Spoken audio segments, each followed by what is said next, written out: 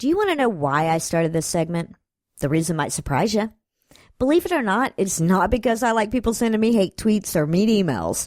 It's because of the conversations I had with Christian women that went a little something like this. I'm not sure if I believe in God, but. And that but was always followed by, I met my husband at church, or it's good for our family, or the church does so much for women. Or Eli Bosnick is an atheist and I can't be a part of any group that would let him in. And while I guess I get that last one, the other ones make me want to rip somebody's fucking skull open and forcibly stuff some common fucking sense in there. So I started this part of the show, and every week, without fail, I provide story after story, example after example, that religion hurts women. And that's what we're generally after. Stories that show religion rear its ugly head and turn against an entire gender. But this week, I have no choice about which story I'm going to cover. And to be honest, I don't want to talk about the Stanford rapist swimmer. I want this week to be another priest saying that sticky Kleenex are the next Auschwitz, or a Muslim cleric saying it's okay to hit your wife if there's a towel wrapped around your eyes. I wanted example number 9,462 that religion hurts women. But I can't. Because this week, Brock Turner was convicted of rape. He was convicted beyond a reasonable doubt of forcing a blacked-out drunk woman into an alley and raping her with his fingers and a foreign object.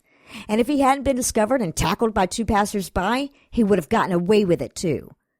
And as I'm sure you know by now, as punishment for this crime, he'll be serving a measly 6 months in county jail.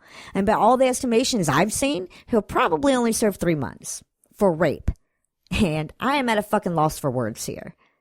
There isn't enough show to talk about the letter that the girl wrote to her rapist, the bravery that it took to write it, the way I felt reading it, the way we should all feel.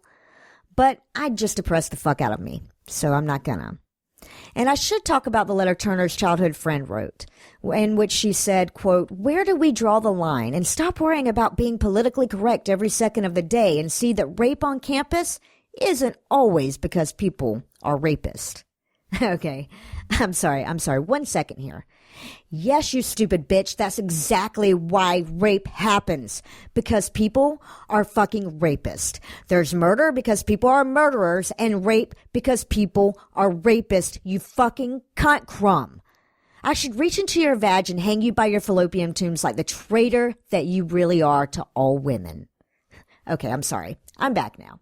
And like I was saying, I should talk about those things, but I'm not going to, because I kind of feel like I need to focus in on the other letter that the rapist's father wrote, which was all about how the real villain here was alcohol, rather than his son, you know, the rapist.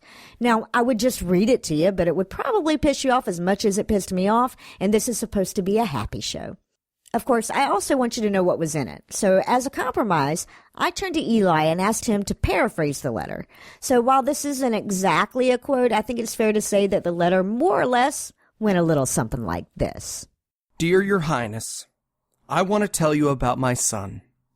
He's a rapist. Shit, gave that up too soon. Let me start over. Okay, I want to tell you about my son. Like many teens, he got a little crazy and made a mistake. He had one too many and raped somebody. Happens to the best of us. That's the old saying, right? 1 tequila, 2 tequila, 3 tequila, rape somebody.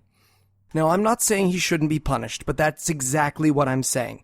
He used to eat like a horse.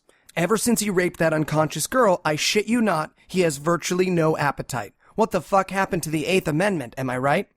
Any hoozlebees, he's sorry. So sorry.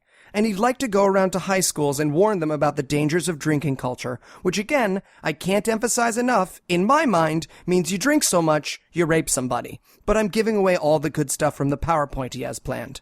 20 minutes of raping somebody isn't worth a lifetime of punishment, which is why we only convict people who take a long time to murder other people and steal things. Love an asshole.